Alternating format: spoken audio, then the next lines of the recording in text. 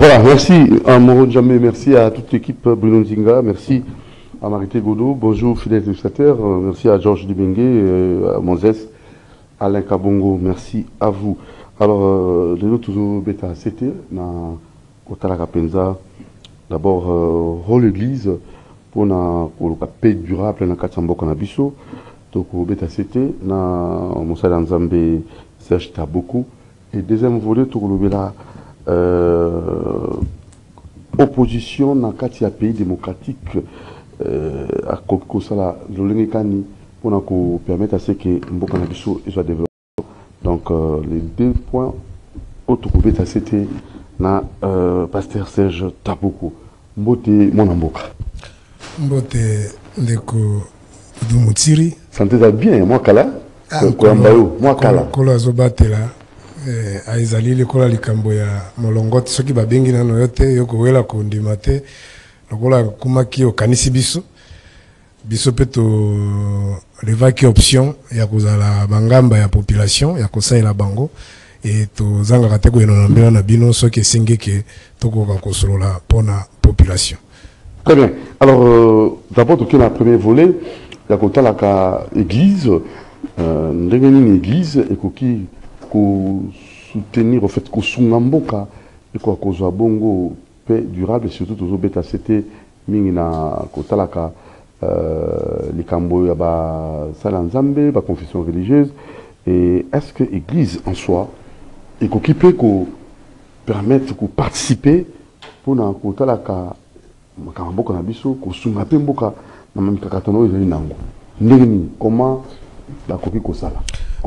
Merci beaucoup na pesio d'abord le susumbote pe bandeko bakolanda biso limbisanga ezana tongo na leona la mukaki ba to bon situation au Congo ezali moi passe na makambo ebele mais en particulier bandeko na ba mama njili balobi bazotungisama na ebi keza bisike ebele mais bon ba bengaki nga ezali ba mama njili bazo sala musala ya mapa balobi ke farine ezo koma lisusu te na ebi te soki ezali lié na ba makambo ya ba transport ya ba remorque. Alors, et comme pour la causalité, comme bitumba, donc comme mubulu makasi, au bazali censé à kota la moi, pas si abandé ko bazali konyo comme mutazana mbongo, mais azo souffrir kaka pas zoma pas kenda koteka. Donc, voilà tout le ngai to l'examen ça peut bailler baké, to yoka ki bango ndenge balobaki, voilà, au bazali makoki à quoi répondre kota la situation ba quoi yano la bango. Alors par rapport à mon tour na yo, et singeli ko yano la d'abord iyo.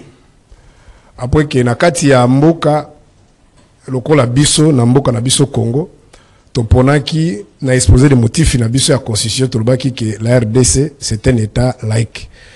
La laïcité où to prôner la constitution na biso to pe souverain primaire la constitution originelle où que peuple a décidé qui vient le référendum pe constitution sali nango elingi kolobaki ezali ne yamba moko te yango ko kamba mboka ndenge zaki na tango ya kala na ba système monarchique to pe na ba état mususu islamique ndenge zakalelo c'est la religion nde bango bato bazali kopesa mayele pona kotambusa mboka bazosala mboka kotambusa mboka selon volonté ya Nzambe mais pona biso tolobaki ezala bongo te pona biso tolobaki eke esengeli pouvoir toza na système moko démocratique démocratie na mokuse ningo ta saka ke bokambi bokonzi pouvoir utake pa peuple azali ko pona bato na bato ya lingi bakambi na élection ezali mandat ezali lié na temps pe na espace pe l'élection salema soit na suffrage direct ou indirect aponi batwana batona bakamba soki babebisi souverain de ye akobisa bango te bongo ezali te et ako interpeller bango na ba voix ou ezali ebele pacifiquement soit ba marche na makambo ebele oyo bapesi ba droit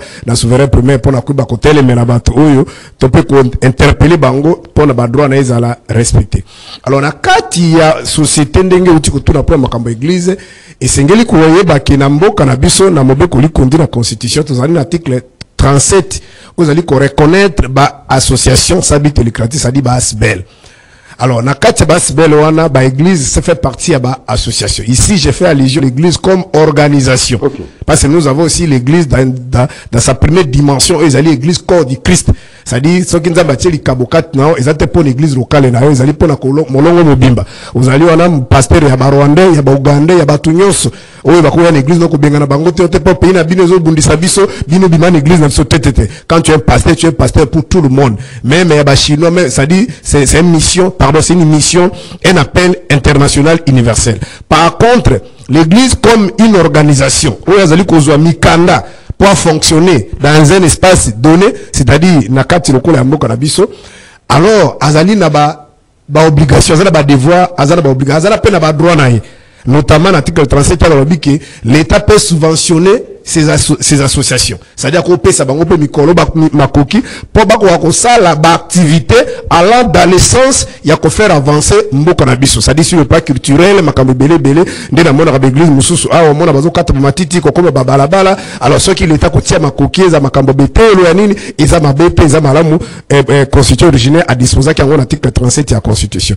To yesu ko na point zali mutuya ya nini c'est biso pour participer pour le développement pour la Kenya pour le développement de l'outil de Koloba pour la siko na Kenya na makamune ngali kotambola iyo mais problème eza esengeli koyeba que pas si mingi toali na ngona ba pays belé sous-développés en général partie cas Congo c'est que les hommes de l'église souvent dans des pays sous-développés sont manipulés, c'est-à-dire quoi les politiques qui n'a pas calcul na bango il y a qu'on conserver pouvoir ils ont toujours tendance il y a qu'on travailler non pas dans la voie moko légale mais dans ndenge moko la tactique moko ya soit il y a qu'on corrompre soudoyer ba homme de l'église. Pourquoi? Parce que ces gens-là ont ce qu'on appelle un ancrage sociologique. C'est-à-dire, ils ont un bateau qui est mais Motonanzambe, Ozali, Moto, Nebalobaka, Biblia, hein, donc, Montali côté, il y a Biblia, il y a Biblia, la carte de Bible, Makambo, et Tamboulaka na Alima, et Tamboulaka na Molongo, comment est-ce que yo y a Biblia, yo y a Makambo ya Bonzambe, ou vous allez surdouer, ou vous allez la moto, vous pouvez faire un kanyaka, ou vous allez la moto, ou vous allez est-ce que c'est non, Bino Basalanzam? Bon, yo, de la réponse, c'est qu'ils ont une normalité. Mais c'est ça, et bandi pe les lotes, même la carte de la Biblia, et ça les ma, pas bon, Jésus-Christ. Oui, bite que Hérode na, Pilate, bah, yo kanaka basala qui cop, pour condamner, malgré moment donné, moi, c'est Pilate, et ça vite, t'es monté à innocent tikaï.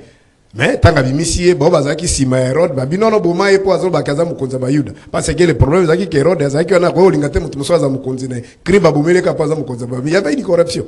Donc, et bandi le lote, même na tango ya kala, makamba ko corrompre zali. Nazala te pona kotanga makomba bato yebiki na ba élection, ezala na tango ya régime passé, il y a des pasteurs qui ont pris de l'argent pour combattre la campagne, pour par exemple, candidat X, top par candidat Y, on se comprend. Et c'est ngeli ko ça la nuance. Nuance ezali na place nini. Un homme de l'église, ou azali dépositaire ya ba valeur, surtout ba valeur morale. Azali pe na droit, il y a ko ça la politique, na sens politique pur. Politique pire zalo biso toujours défendre boy. Politique pire lingo bakaka mayele ya kokamba mboka ya kobongisa mboka nayo. Batie par exemple Doudou Montiri des jeunes entreprises na bino bozali awa na société oyo za directeur ko mokonzi. Eza pas société ke na liboso. Makambo tozo sala na ko motiver baja ko bongisa matériel. Ça c'est la politique. Les politique sanitaire, aucun énergie bazo ba politique sanitaire, aucun armée politique militaire, aucun bateau économie à politique monétaire. Politique ezali partout. Nazo ba politique te ba na Congo et sika ko iba mbongo ya koboma bato ko se bato makam. On a totanga ngona kila cité. On ezali ba comportement o bato bazali ko koti sana mutura bango soit te kotanga ba hauteur ya kala loko ba Machiavel o ba daki ko pesa ba prince makanisi pour conserver pouvoir passer bazaki na ba système monarchique. Ça dit tango vendre le kotika pouvoir te. Malheureusement les autres on a système démocratique, peuple ne mutazi pesa bokonzi na moto alingi soki paya par exemple na société au sali musama moto bakoma pe duru yo longwa moninga musu pasa nini aya mais yo bitenga na kolongwa to comme soko corrompre ba gens pour que balo bakaka yo ndesika mabembo ko soki na libosote donc soki pasteur on azali déposer la valeur a décider habiter à ça la politique parce que tant aux allez le pasteur moza pe médecin aux allez hôpital mais hôpital les autres tambola bien ils ont soigné bateau est-ce que les politique marrant politique sanitaire ce qui peut le battre par exemple ministre environnement battre par exemple ministre par exemple pour la santé publique na musano environnement na toi la sécurité ndenge mboko zo ke malamu tebo o bongisi armée o sombeli ba soda ba bibundeli teni na bango kolia na bango malamu et que ba parvenir ko bunda na conscience ba récupérer mboka est-ce pasteur na bango so ali ministre de défense asumu ki lesikani Est-ce que vous comprenez? Oyo sikoto ozali mabe ezali ndeke ndenge mingi ba ene na biso bande ko sala bango, c'est-à-dire bango bazo ba ke bango makama politique ba kota kateza makama sumu. Mais même étant na kata d'église bazo bisa bandimike bo voter président wana pour pouvoir ne utake pa nzambe. Ata bomi bato botika ye nzambe mutacheke na pouvoir wana. Est-ce que vous comprenez? Après mon président na kolongwa, les mêmes bato ba changer son habité, mutanga zalakawa, azalakata mama te, tobi famille na été azali étranger, azali boye bomi mboka oyo ayibi mboka oyo. Mais tango mi banda ko bisa bato lobi ke soutenir mutuana autake pa nzambe bato pe baza ko ndima pase boza ba sai na nzambe siko lelo boye bongwani est-ce que wana saka bo nzambe ça s'appelle maintenant la manipulation c'est-à-dire wana siko zali kamona ngate za peli kam yoza jino sozo trop mituno zali kambo ba ndimi pona kotala que moto pa ko kiko banda malamu lobi pa ko beba parce que Jésus aussi l'a dit dans la Bible alors bien on a Matthieu chapitre 7 à partir verset 15 a dit plusieurs viendront auprès de vous viendront avec un vêtement soit une tenue de brebis mais au-dedans ce sont des loups ravissés même période de Jésus Pierre na 2 Pierre chapitre 2 à partir du premier verset alors bien que à cause de la cupidité et belé va trafiquer sangomala va trafiquer évangile pour ça bazala pour ça bilo comme ya mokili oyo ba ko conseil ba ko be évangile apôtre Paul akeko lo bango na Philippiens chapitre 3 à partir verset 18 alors bien que boko ba bango balinga na bilo mokili omoni ba pasteur bazola tsala bituka na ba télévision bazola tsala banda bazola tsala bilamba mais biloko na ta d'église otolongwa ki akala ba catholique il y a des sangos qui ont beaucoup d'argent mais comment on n'a jamais sango la tsala mutuka ay ko la tsanda ko na quand un enfant de Dieu tu vois ton pasteur azola tsala banda azola sala kabo avant comme pasteur asala na société moko ta sala entreprise moko te elingo lo ba que c'était un aventurier.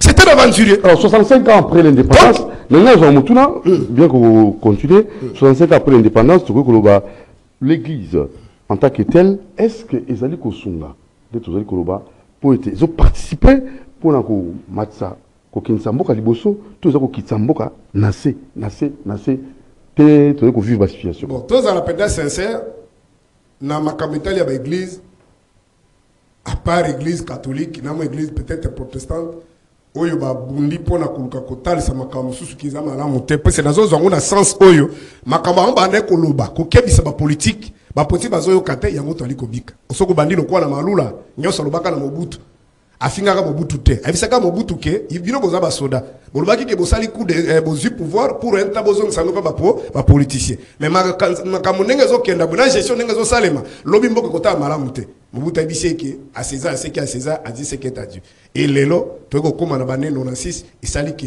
armée makambuto kuma ki akubeba ba grève partout et sali que bangura ba contre mboka et c'est makamalo la lobaka akosaka tawazaki na raison tout le monde sait qu'il avait raison on va monsengo balobaki lobi est-ce que va kosaki soki akosaka mais bande ko Kabila bangaki oseka pardon te parce que bangaki bango bazana raison c'est basenga ki pardon et ni ko lobaki ba baki ki bazaki na nzela ya lokuta ça comprend de pour moi c'est déjà là maintenant na ba makamete le quoi développement aux églises catholiques aux églises protestantes na ba église mususu le là bas soit ba armée du sali ba musulmans zo mona ki bazaka quand même la misala ya kotonga be école banin ils ont quand même apporté un petit pied mais le quoi na ngambo ya biso le quoi réveil c'est ngina tous na busembo kuna na loko moko et monanité à part réveil yaki na ba débit kubongo sabato mitema mais à un moment donné ba ene belé o basala ki musala na lelo ba c'est controversé bazo sala makambo ta mususu malamute ba église comme makambo ba héritage tout ça et fragiliser l'église et fragiliser l'église comme ko sala ke lelo bato mususu ba comme on la bazonga ba ngatra ba catholique et tout ça puis c'est moi ba anti valeur penza anti valeur za partout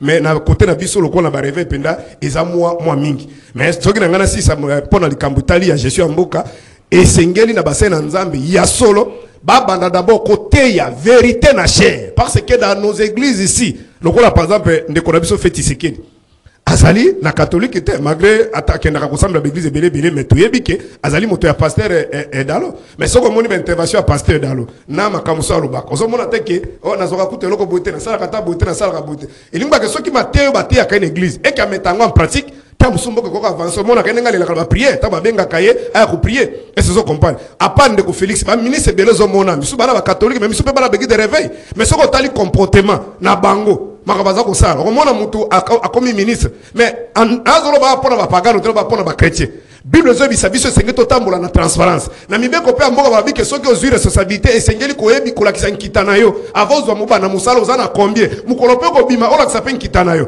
mais na constitution o respecter te na ba valeur pe morale o lobi ya ko yiba te o respecter pe te ba komona kaka ndenge ba pagano bazaki ba ministre bazo yiba ndenge pe ba bo bazo benga lelo ba serviteur de bazo yiba je serais peut-être déçu aujourd'hui tant tozoloba nous avons aujourd'hui malgré na sepeli parce que dans le passé bande comme message bande ko lingate makaba politique ba makaba masum maintenant tozo beta lisolo on nous apprend il y a si c'est 5 gouverneurs o misu bazaba fidèles il y a même des pasteurs par exemple le pasteur Mobonga o azaki na mandat azali le gouverneur on se comprend mais soko lande ozoba ki bato bazo kontreka ko lela neba pagano na bazaki ba gouverneur c'est quoi différence ces apps nzoka ne biso toza bana nzambe et senga to sala bokeseni entre ba o ba binzambe te na bo ba binzambe nde loko ko la sake toza ba chrétien ngona chrétien za te passe le synonyme ya ko komane longi chrétien ngba ke bisika nga na ye bato ba mona nazo yibate et sika bato bazo sala ngana sala bolamu nde ki christianisme ngona christianisme ce n'est pas un titre honorifique voilà mais ce que tozo mona yango te ndezo sala ke le politique ont toujours la même mise si ceux qui se prétendent être chrétiens déposer des valeurs bazo manipuler bango bazo saka makamba politique basalaka à ce moment là to ko dans la cause d'accord na yo to pela bazo na biso ke to participer à l'éclosion et mboko na biso parce que dans le but que bazo basante mais so tena ba état islamique malgré tout ba ke bango peut-être ba ebita musu Jésus te boyeboy mais ali moi difficile au monde a degré à moyi des autres salles dans pays islamique le Coran des autres salles mais pas dans biso dans pays majorité ba pasteur mais ba président ba chrétien parce que là bato bazana moi sans soin na le Coran ba na lobi ka ba pays état islamique wana ozo mona penda ke charia ne terrible donc kapenda président ayibi mbongo akeko bomba soki na États-Unis soki ni biloko na penda salite moko mone pas biso ba pasteur chrétien si kana ba Afrique centrale awa ou soit en Afrique en général en partie Congo moto azali musa na nzambe azali chrétien mais azo yiba mbongo azaka bomba ye mais azo ba ka kaza chrétien qui na miko sur l'église alors là sincèrement je suis désolé tout ça les loko moko côté donc il y a pas la différence entre ceux qui sont de l'autre côté que nous prétendons dire que ils sont dans les ténèbres na biso to ali koloba ke tout ça bana nzambe tu vois qu'on se confie dans l'église ni pour les lois ceux qui vont vivre solo quand on va pasteur parce que ko benga banani parce que ko se confie dans confession religieuse nini pour être toujours à même moment pour na moni ngo marteler na état islamique na éviter maintenant se confier dans l'église nini bon église comme organisation c'est trop dur mais il y a des personnalités oyo attend l'assemblée de l'église na bangote soko talier boy azali quand même ko pesa moins impression ya moto o azali na ba valeur vous comprenez bazali mais misusu pe à part ba valeur mais musupe loko zaka ba ko banga abika makambo so na bina lobango le musuba ko bo bazana pouvoir ba ko lingate ba ko sala nga mabe tout ça mais sinon toza par exemple lokola misusu na kutanga nyoso ate mais toza lokola ba to lokola ba kulutu na biso lokola bondo o lelo a remplacer pasteur ya la borne wana verno soko talier na zaka kuna te mais ko taleka bo sentir que c'est quelqu'un qui dégage quand même moi crédibilité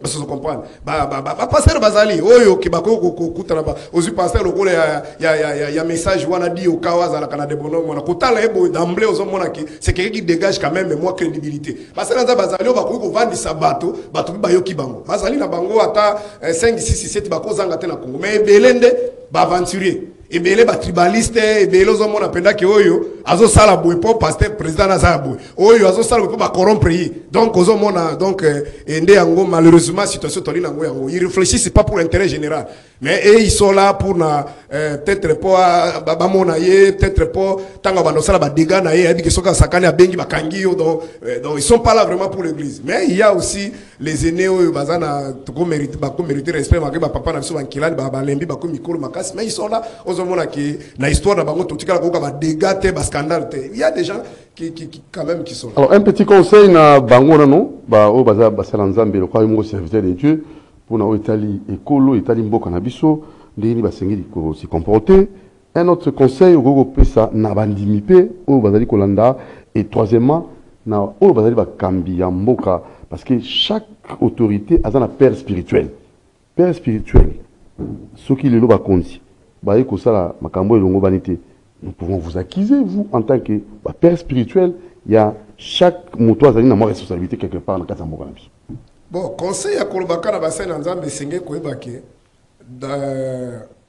ce qui le lo komita monsieur siko komi wana ko kasate ki zaka be fort na hote nzambe tam so asala ki grâce mais asala ki grâce pour ça la batumabe asala ki grâce pour na osa ila mboka na bato nyonso nzamba benga na Bible même na sacerdoce lévitique ils ont pour intérêt général vous comprenez ba David bakoma ki munene pour a kangola ki ba Israël maboko ba Philistin Saoul batombola ki liboso pour a répondre ki na ba besoin ba Israël bato nyonso na Bible bakumisa bango ba Joseph tout ça c'est parce qu'ils ont donné des réponses positives na ba passe au peuple bazalaki nango Samson ainsi de suite mais zali pena bato pe ba bebaka sikona ko beba alors yo muto oyo ozo reconnaître que nzamba tchaki grâce 4 na sima na yo eza quand même ba bato bataila kayo yeba ke tango yo zo beba eza ba foya bato ebelo ezali ko beba bato ebelo bazali ko pengo bazali ko lemba mala moko pe ko talisa bande kuna biso bazali biso boto ali bandimi c'est que sengeli pa ko tchana mutu no ke pasteur na bino azanzambe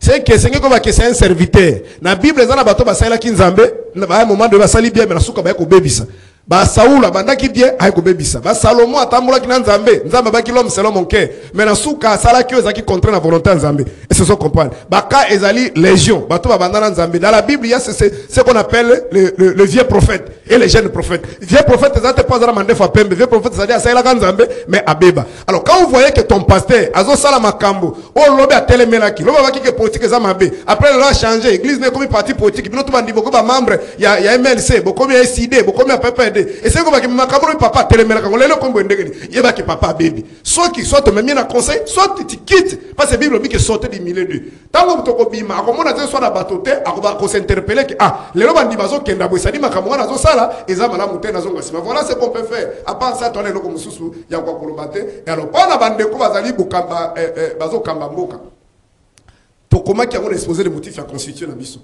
ndenga tozali boy la majorité des Congolais sont des chrétiens.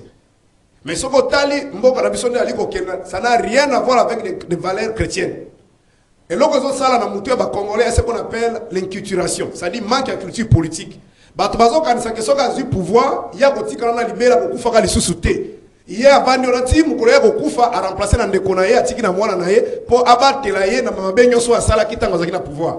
Et yami balé bazana intolérance c'est ça qui va tomber pouvoir balingi te mutu muso akoloba la vie contre nous à bango. Il faut réfléchir au la bango. Ne bazo bengango inculturation. Ce qui est cultivé dans la valeur démocratique, tu veux que la démocratie, si tout cas le kola ya Congo, tu qu'est-ce que va payer belé. Ba payer mon soko kuta payer mo bimba bazaka nation moko. C'est-à-dire quoi? Inetini. Na pèse exemple le kola ba soilifone. Payer mon ezaka ba ba pater ba valeur moko. Ba payer mon soko kuta ta mususu des etini. Ça dit ici le plan culturel. Osez le combat de comme ça dans le Belgique, bah qui 2 ou 3, bah flamand, ça dit 2 grammes de tini, bah flamand, bah wallon. Mais le cas à Congo, plus de 4, ce qui 250 tini, 450 tribus, 2 grammes de langue nationale. Ne peut pas diriger bateau en agnoso. Et ça li panangu bate. Il faut minimum il y a consensus parce que tango makambo yako bana kosala on koza la po sala ngona ndenge makasi mabete bato ko sala ngo po olingi bato te le tout tango to respecter ba principe to tiena mutu na biso ke tango ngana za ko lelo ko kamba soki lobinga na zalité nini mbako kanisa po na ngai mais ko tala ba politique congolais soko zilo ko la débattre to za ngo lelo ngai na levaka option na kotikala ko mettre masolo te ke soki makambo to toina ngo kopeza ba Rwanda na ba Uganda moi j'avais levé l'option je suis désolé c'est que nous vivons aujourd'hui ezali na lourde responsabilité à ba Congolais certes les facteurs sont exogènes et endogènes mais 95% de responsabilité ce sont des Congolais qui ont décidé de prendre des Rwandais des Ougandais les autres ba yena bango awa ba kosi ke bazali ba zairwa na c'est le but ya ko benga Mobutu na pouvoir. Qui crut, qui pensait, qui croyait, qui à cette époque, que ceux qui t'ont vengani Mobutu, malgré MPM Zalaki, malgré grève Kotaki, malgré Zalotozaki Nango, si tout pour la bateau Bazako Sala Misala. Mais qui a pensé à cette époque que si Mobutu a accueilli plus de 15 millions de Kongo Bakokufa, Mboka na biso kozala nenge komibo, to kozala dominé par des Rwandais. Est-ce que ces zéros, quel est ces zéros à l'époque à Khanisa qui a Afde le Kota? Tu m'as dit matin? Mais le corps va conseiller que ezali bazairwa ba ko bengana Mobutu to yambi bande kwa fidèle lokola bazairwa mais après 2 ans papa père son âme Laurent Désiré habité ezaki bazairwa te ezali ba Rwandais za ba Rwandais nyo sauté za ba tuti balingi ba dominer biso simba mbeli simba machette bengana bango et c'est trop tard basi ba contacter na institution makabebele bele est-ce que vous comprenez depuis non assisi kino na moi lelo toza na carte d'identité te Pour condamner le régime passé, bon régime actuel. Est-ce que peut-être va empêcher un carte d'identité? Parce que le carte d'identité va permettre de trouver dans notre zone autant de boni. On ne peut pas projeter d'un quelconque développement si le nombre même de la population tu es bangoté. Mais pour avoir ça la élection, fichier avoir un fichier là fiable. Et ça va rater. Et c'est nous sommes étrangers. Tout ça parce qu'il y a des calculs derrière Macamboana. Parce que lorsqu'on n'a pas de carte d'identité, ça permet l'infiltration dans Mboka, ça permet que la police va manipuler le fichier électoral, ça permet que bato bazosala l'administration publique ba detuna kambongo akolobaki na fonctionner autant nous avons bongo tout ça parce que on est entré, il y a des intérêts personnels. Donc nous avons nous-mêmes une lourde part de responsabilité de ce qui te vandi totali et l'on les ali ko sala que to koma nesika tango to koma makasi et to wa ko sali komi o Jésus azoloba na kati ya 4 évangiles bien que une maison divisée ne peut pas gagner une bataille. Donc un peuple divisé ne peut pas gagner. Mais ce que tu as dit, tu as et on va respecter. Voilà, deuxième volet, pasteur Serge Taboko. Tu es comme les Camboyo, il y a opposition. L'Olengeni, dans le pays démocratique, opposition et coquille, comme ça, qui dit opposition, qui dit résistance, ils ont un sens nini. Il y a un développement en boka, to kokoma kocha barrière pour n'amboka qui est liboso, to komona nyonso mabe. Un opposant voit tout en mal. Tout aux ça demande à pouvoir. Un opposant albi namoni logoté, parce que t'as beaucoup opposition dans quatre pays démocratiques et c'est que ça les malheureux gagnent. Bon, merci beaucoup. Maintenant, nous allons vraiment fondamental. Mais c'est que pour la voyage clairement, maintenant, c'est que les fondamentaux ont été biaisés. Les fondamentaux, il y a un État démocratique. Parmi les fondamentaux, il y a la légitimité populaire. C'est-à-dire que le peuple a péci dans le groupe Moko ya Bato. Pouvoir, par rapport à un projet de société, il y a un objectif en court terme, à moyen terme et à long terme. Et bah oyo peuple a sepé na bango te, ça dit bango baza minorité, né na kaya mboka na biso to bengi bango opposition. Nous avons ce qu'on appelle l'opposition parce que pour le cas de notre pays, nous avons d'abord la constitution. Dans l'article 6, déjà à partir de l'article 6, ils ont le multipartisme. Ça dit que parti sénégalais à l'embélé, tout le monde a karaté à partir nique. Et tout le monde dans l'article 8, ils ont bête à Masoloya. Opposition. Qui est opposant à la République démocratique du Congo? Opposant à la République démocratique du Congo, ils allaient faire partir de Katia gouvernement, c'est-à-dire institution, où ils allaient ici, en bonne forme, via les élections. Dans un processus transparent et opposable à tout le monde. Bango avec Bango, ça dit qui minorité. Et Bazali on a le contrepoids, balance, pour la koyaka, kosala, critique négative et positive. Positif dans le sens que ceux qui va salir ma camarade ils allaient à bien la ravité nzela na bosali et ça malam négatif ceux qui va que na ba idée moko ils allaient malam te terrain peuple aux habitants bongo ils allaient malam te pour na coéveiller population a qui peut accompagner bango à travers la marche pacifique ainsi de suite pe na ba revendication pour que bo bazali ko kamba au mona ki na Kenya awa bazoki ba makanisi ya mabe opposition lobby peuple telemi na kanisi malgré toza ko déplorer ba dégâts salema qui mais après, le président Saïni a décidé de retirer la loi. Voilà, c'est ça l'opposition. Mais pour le cas du Congo, nous avons aussi la loi numéro 07/008 du 4 décembre 2007 portant statut de l'opposition. Il y a un cadre légal où ils ont tambousa opposition dans le Canabiso, ils ont expliqué à qui est opposant, ils ont participé dans le cadre de l'institution. Maintenant, le nœud du problème pour la opposition parce que dans les fondamentaux, ceux qui sont au pouvoir et ceux qui ne sont pas au pouvoir, ceux qui ne sont pas au pouvoir ne reconnaissent pas que ceux qui sont là ont été choisis par la volonté populaire. C'est ça d'abord conflit et comment il a exposé les motifs de la constitution de Bisso que depuis 60 km, si le Congo n'avance pas, parmi les mots qui font que le Congo n'est pas de l'avant, notamment c'est l'illégitimité des animateurs et de ces institutions. Ça dit que les institutions sont reconnaître et ce qui est opposition, même la majorité de la population. C'est la raison pour laquelle les pays sous-développés, au moment la question qui va ça la marche, mingi sur la violence, c'est pour la ligne. Parce que ceux qui sont au pouvoir ont toujours peur de l'opposition et de la population. Parce que mon soka qui pouvoir na bonne uniforme. Le coup la Macron dans la France wana. Attends la France va mis 1 million bata mona balabala et ko déranger te parce que bike yé bango ba to vota qui makabazali ko lobana bazana droit na bango akotala soka moni ke bazana nzela akosolo na bango. Akomi ça bango non le peuple français chers compatriotes voilà votre revendication mais voilà les informations de notre possession. Si nous arrivons soit nous faisons votre volonté voilà des conséquences. Alors, les peuples comme on a bien allé nous soumis tous ali banda basolo to yeba ki makamala mutema comme président lobby te to tiki dene wana tapa peuple comme non peuple comme boya ndenge na continuer ba marche kaka ba na moni que malgré explication na pesi ba to baza d'accord te na sa nini to longola voilà des principes mais on a Congo depuis 60 à part l'élection liboso salemaka na lumumba na kasavu boza ki na système parlementaire qui nous na moya lelo ba bazo pouvoir bazo zwango soit par un coup d'état militaire soit par un coup d'état institutionnel. Coup d'état militaire, il va passer Mindoki, Yomoko Yebi, Bengani, Batouba pouvoir. Il va installer le pouvoir à Bango. Coup d'état institutionnel, ça dit Batouba Vandi, ça dit semblable à l'élection. Entre guillemets, ça dit élection, Nengo Bouto Vande, ça la carton rouge, na carton vert. Donc, semblable à l'élection. Après, Bimi, on a combien de pourcents, Yenda Zaliwan. Mais la carte de la population, on se reconnaître la carte de Moutouana. Mais comme il a l'armée, la police, les services de sécurité, on va combattre la population. C'est comme ça, en Afrique, il va payer, en Afrique, il paye au Congo. Et nous avons une crise, ils allaient continuer. En psychologie, nous avons ça même l'exemple terre à terre.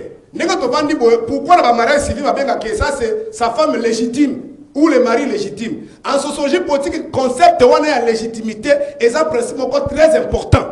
C'est-à-dire, légitimité, que moi, ça ndimi on de kodudu motiri. Oza na passe, ozwa, moi ça kolingo kaka. Obela osali soki inane na hôpital, akozalaka wana, parce que alinga kiyo. Mais moi so alingi yote. Baba lisiye, bakosi ekuna on dudu no mona mutu munene yebani, ayamba bakofi balobi wana. Moi ça ndimi pona koloba ya bato. Mais en réalité la motema alingi yote. Ça dit il y a un problème, il y a légitimité. C'est pas une femme légitime. Légitimité, c'est bague. Légitimité, c'est une capacité pour reconnaître que ça mobile n'a ligne d'engazalion. Moi, si on a papa, so bandika comme Moussa les baby. Akimi. Akimi. Est-ce que vous comprenez? Mais on va te belle basali qu'on souffre. N'est-ce pas peine à Jésus en boca.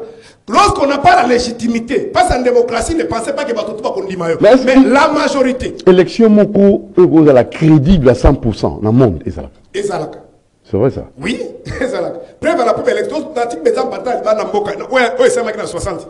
On n'a pas contesté les élections. Parce que Bassala quand même dans le Parlement, on a raté Bassala comme élection. Bassala, il n'a pas contesté l'élection, ça va dans le Parlement. On va voter des motions, soit des défiances et tout ça. On sera pas contesté.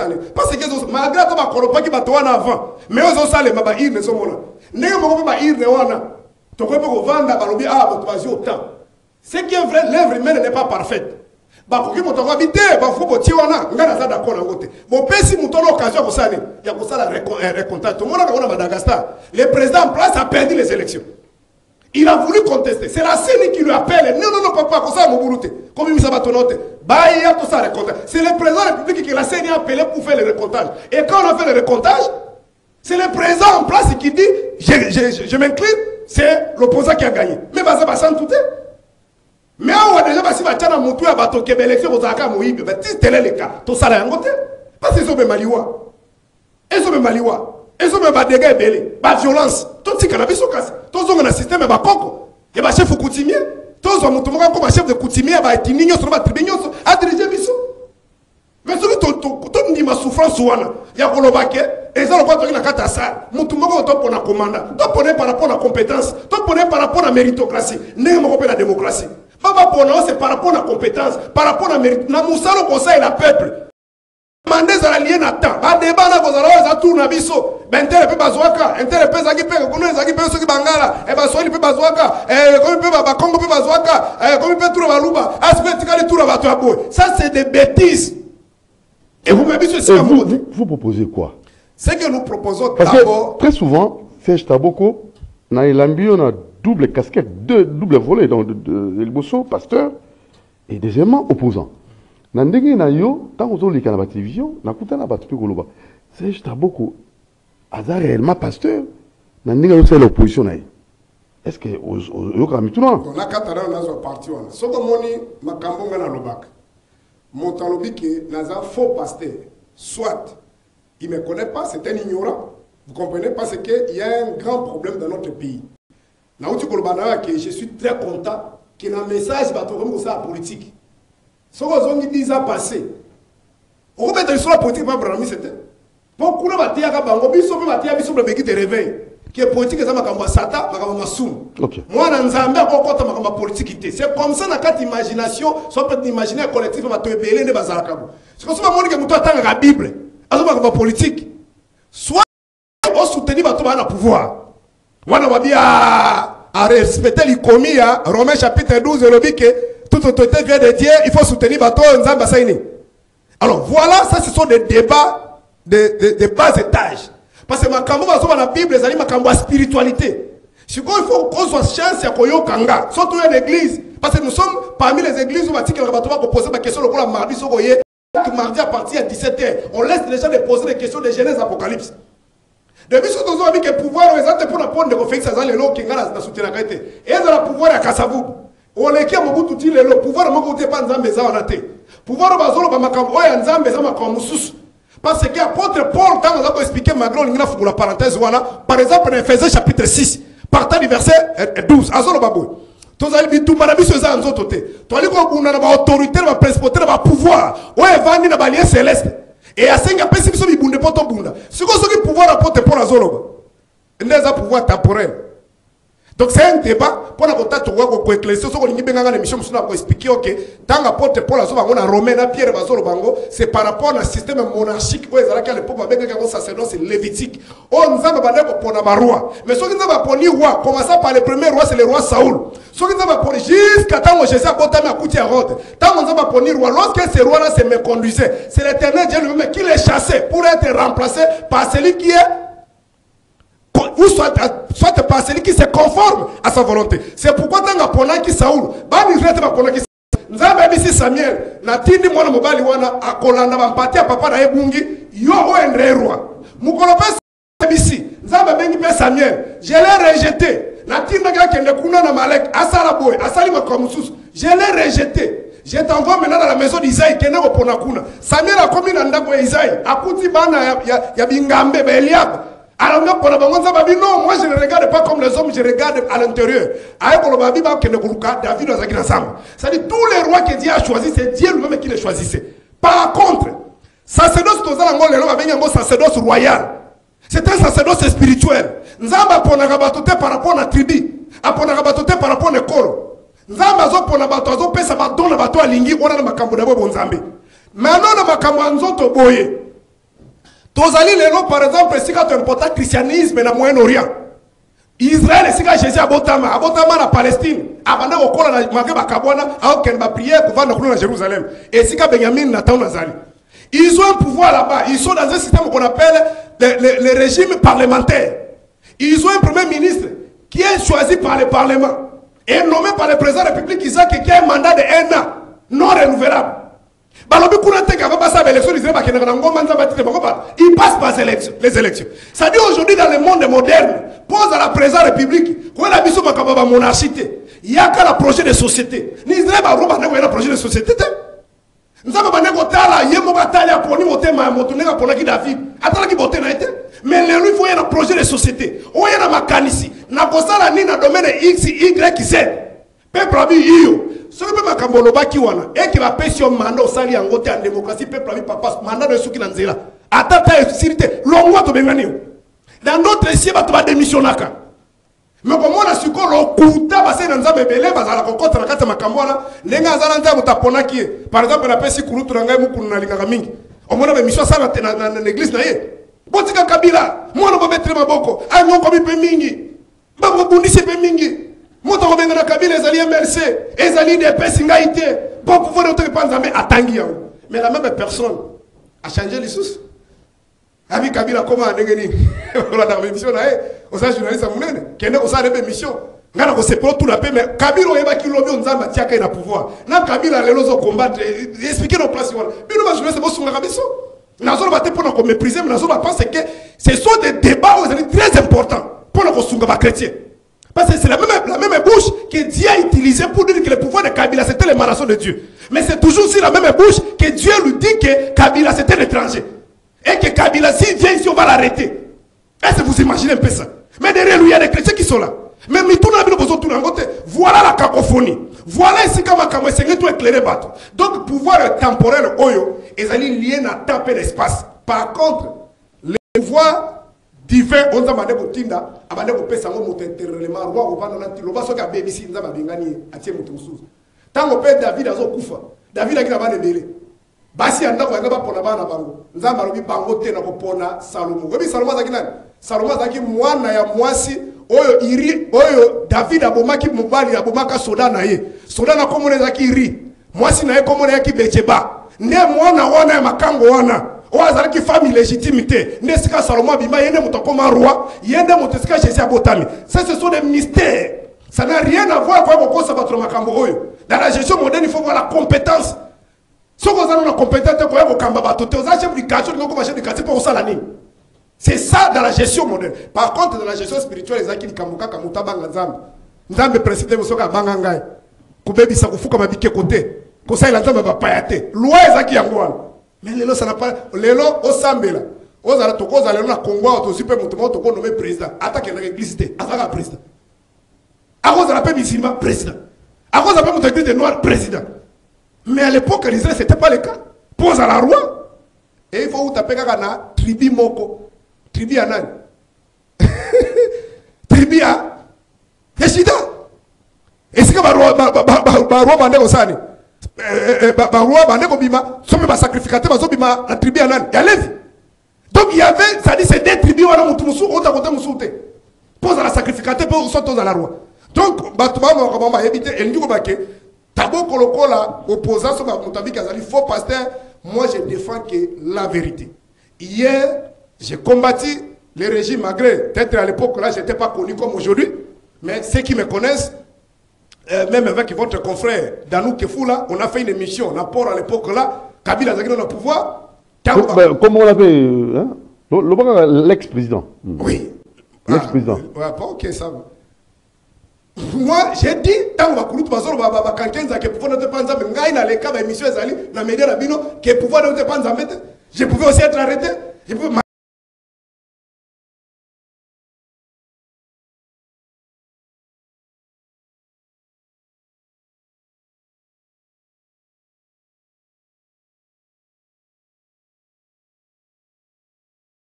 depuis alors, opposition, c'est que ça les bas, le Kani. Ah, ça dit ton lubibo. Le Kani, opposition, c'est que ça les bas, pour profiter, payer, n'avancer en boca. Au moins, par exemple, Ndeko Félix, Salaki Makamona Bango, Nandeko Kabila en 2019. Ndeko Faola, hier, Bibo. Malgré tout ce qu'on disait, nous avons des pèses. Sokaza Mobali, avec sa population, quand on dit maïe, ça dit population Bima, faut battre Kouf. Moi, je ne peux pas tomber ici ce terrain-là. Parce que tu es venu à Bandeko Salim. Moi, je suis venu à besoin de réconciliation. Tu es venu à médias, le cas déjà. Tout ça, c'était préparer l'opinion pour que tout le monde ait un Faoulou, Abia, non, non. Bandeko, Atovanda. Félix, Basango, tout le monde va professeur, tout ça, va réforme consensuelle. Les autres, tout ça, va réforme consensuelle. Ce qu'il y a est-ce qu'on a proposition?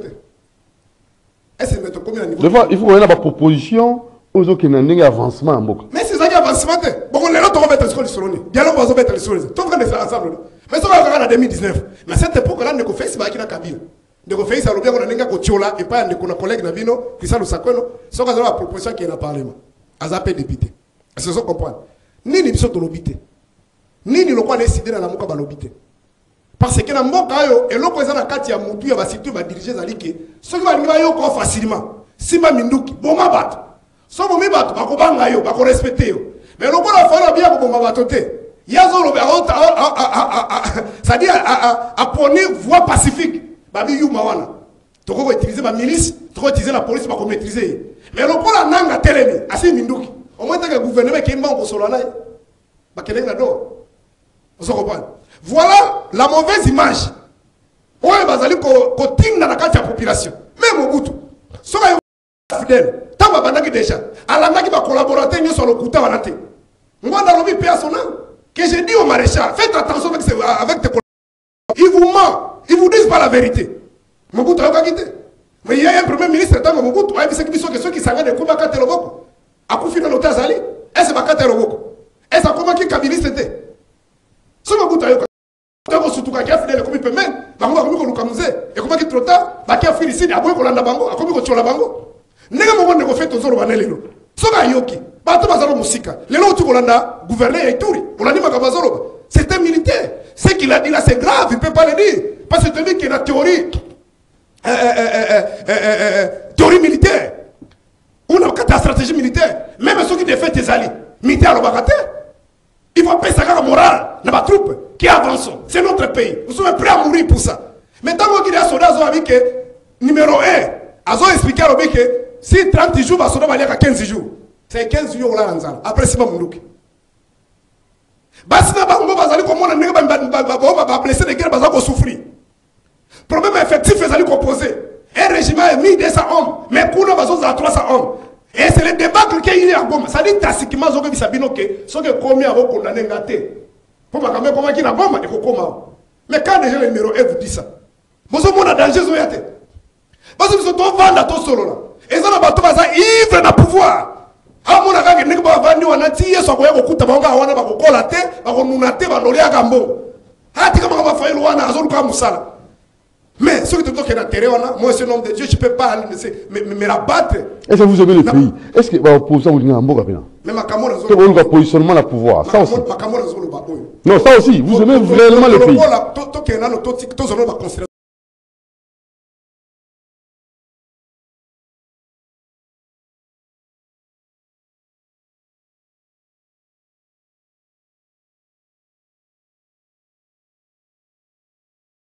est-ce qu'il y a une ou deux personnes encore tombent la misapi qui est crédible sur le plan moral pour le cas Fayou? Fayou a ça là baboko. Ça dit bah tu vas participer à l'indépendance Fayou la banane bango politique avant na bango. Fayou a tenu la conférence nationale souveraine. Fayou déjà dans un 33 ans Mobutu on a nommé un ministre Fayou la boya. Na 2016 ans bato yo kanima tia Félix le premier ministre Kabila Boy atindi Chadara nommé ndenge ka omoni ba babadi banga bakendaki. Et bah, qu'on soit Tiba va nommer. Il va nommer. Il a refusé. Est-ce que Nani n'a pas quoi ça va diplôme?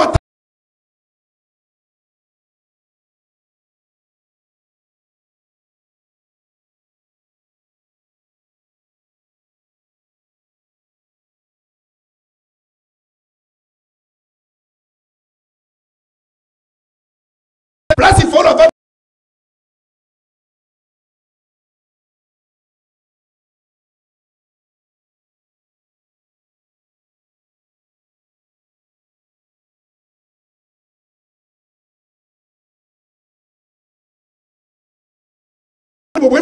Président de la République, il faut faire ça simanaye. Ba musuka polo bi bazaka soki ba gouverneur. Nani ya kola ksandenga soka mbongo asala commerce na mbongo ko le ka fayulu, ki asala mbongo, asala mosala mbongo de forme à son mbongo le ka fayulu. Donc c'est malheureux. Moi je n'ai pas entré sur ce terrain là, mais problème c'est que Fayulu aime son pays. Ce que les Congolais c'est ngaka si ba minduki. Et ça li Fayulu dans l'élection 2016, vers 2018 pardon. Mais limisi bango. Tant que Fayulu a limisi ki Kabila. Tout faut signer document le 30 hours. Mais ceux qui l'ont mis sur ton condamné Félix. Mais Félix c'était mon qui a président Séni. C'est Kabila qui a tout organisé. Mais ton limisi pour l'année. Pour Fayulu, Azali chrétien. Pendant Valère Fayulu, Azali pour prôner pardon. À l'immiscier. Et tu signes document pour l'année. Parce que tout le monde qui a négocié, ça n'a pas Kanana Kagame, va cogérer Mbokarabiso. Va minérer Mbokarabiso. Yami Bale, tu soutenir pour ceux qui Kinshasa. N'est-ce pas que Kabila la région de Bisso? Bon, tu signes document pour Kabila qui est M23 Bazali. Attends, journaliste, on va vous tout poser ma yelle était monté. Il y a un plateau, habité Kabila qui est pour la réconciliation, il y a Congo. Yo pene gozo appelle la vie côté kuna ba yambi obi na osa réconciliation. Est-ce tozali ba sobu be quoi? Ya mo mona lobi berela lobi za Kabila kakate. Berela nanga kakate. Pondanga lobi ya tozaki ate. To sala be mission musula ba de ko Kabila bazo finga Félix yao. Ba finga pardon Kabila Fayulu. qui a quitté la cour constitutionnelle pour benga qui na pampes na sala musu émission on ndeko Maxime ndeko nanga papi bona pesi mbo tabi Fayulu ba benga qui na cour ba pampes Félix Mutazwaki est ce le même discours ba comme on va changer discours ba sango ba finga qui ba sango ba qui na faux résultat ba vrai résultat ça on a publié mais les gens va changer ba discours ba bien ça bon côté vous comprenez un peu Fayulu reste constant Alimisi Kabila mais pour que le processus soit apaisé il y a cohésion nationale Katumbi parce qu'il lobby na Kabila babomanaki tant va se réconcilier qui yoka qui bata Félix Maliki Fayulu ba qui na tebe ba bio poni bo yokana kaka bato pouvoir de ba se pela kite ko yokana bango ils sont de ba chrétien ceux qui bato ba yokana tout monde ba benengi mais ceux qui font quand terminer en moto on va couper ces mbongo on va corrompre bato on va ya kapete plus je ne sais pas trop va corrompre la qui sera no pôle l'autre dans le monde numérique tout le monde qui m'a combattu il ministre de la justice tout le monde n'est pas document sur la télé vous lancez pas un document à qui n'a pas de machine pour la Katumbi pour article pouvoir ailleurs tout pour l'opposition oh à qui pour la cause en bon bah écoutez ceux qui n'ont Félix c'est qu'on a ma camosé n'a bien gaga oh des agents par copie Félix ça là qui va payer ceux qui 5 millions mais mon tout le monde a katana bon ceux qui paient n'habite mbongo ngo ba 5 pour ba ngo batanga ka ba millions ba yaka na ngona maboko boy ba pesa monsieur maboko botina ta vidéo en termes de conclusion, donc c'est un crédible, l'opposition, confiance. Nous, c'est que vrai, l'opposition véritable. Nous ne reconnaissons pas que nous sommes dans l'opposition, nous sommes des résistants, mais nous opposons dans ma caméra. Et malgré la résistance, nous sommes pacifistes. Nous proposons toujours. Et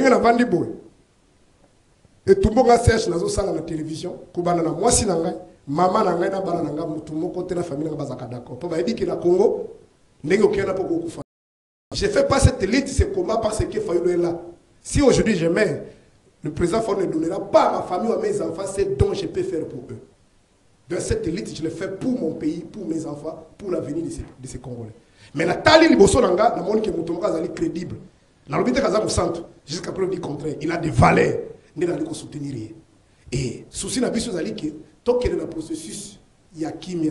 Le coup là, on va beaucoup les kimunene. Tous avez été belé. Tant qu'il y a une élection, oh il y a bima, il y a transparence. Ce que les candidats n'ont pas sauté et que mon tour abimi, toi mon ensemble, toi mon MLC, toi mon pays de paix. Toi tu es ma bok, mandez à 5 ans. Toi bundi peut bien pas pour qui bisote pour n'importe ça qui bouite. Toi bon ça pour toi m'embarrasser pas pour n'abiso. Ne bon mon dans les bosso. Mais ma stratégie n'y a pas de quoi zo kanisa. Ils sont pas zo finga Fayulu lelo pour écouter la Félix. Idée zali que to soutenir Kaba rebelle, ba benga Félix. Mais non non si va soutenir qui IDP.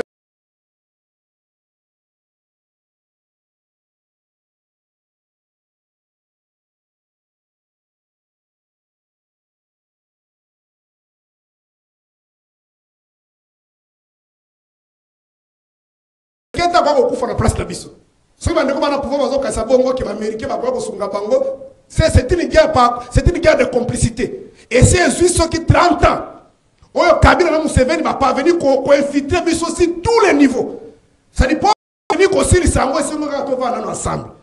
Et qu'on permettre biso doit lever ce qu'on appelle les éléments de langage dans les chefs de Kagame Museveni parce que ces gens-là depuis nous lancé jusqu'à aujourd'hui, ils n'ont jamais déclaré officiellement la guerre contre notre pays. Mais ils sous-traitent les Congolais pour nous agresser, pour nous attaquer. Ils nous soutiennent pourquoi? Parce que nous-mêmes, sur le plan interne, nous ne sommes pas unis, nous sommes divisés. Donc lorsqu'on doit se mettre ensemble, parler le même langage, ça va nous donner la force et on pourra faire quelque chose pour l'avenir de nos enfants. Voilà, alors nous avons voulu faire ça, c'est pédagogique.